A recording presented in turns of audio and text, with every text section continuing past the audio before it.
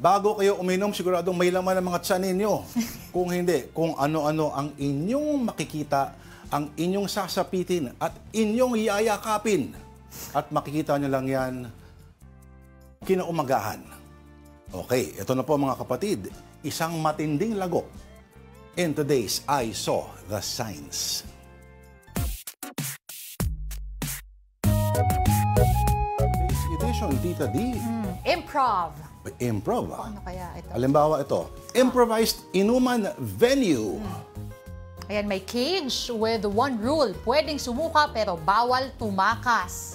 Kung Bago merong yun, cage fighting, merong cage drinking. Alam mo dati, ang nadidinig ko kasi, susuka, di susuko. Tama. Ngayon pala, ano yun? Pwedeng sumuka, bawal tumakas. Pwede, magsukahan na lang kayo.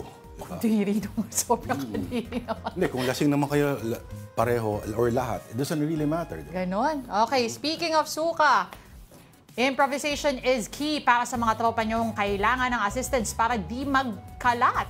Ano to? Ayan, may to. bucket ng ng ang pintura. galing! Oh, galing Gawin ko nga sa kapatid ko yan.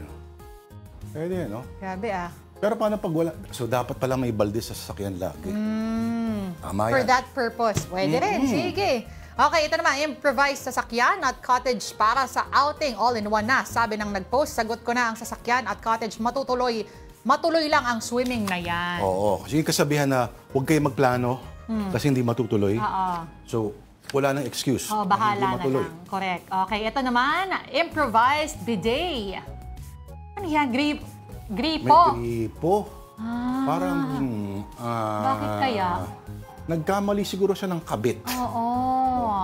Pero mahirap yan kasi di ba ang bidet dapat one hand free lang ang meron sa'yo. mo pa. Nakahirap yan. Pero siguro hindi masyadong aggressive ang buga niyan, ano?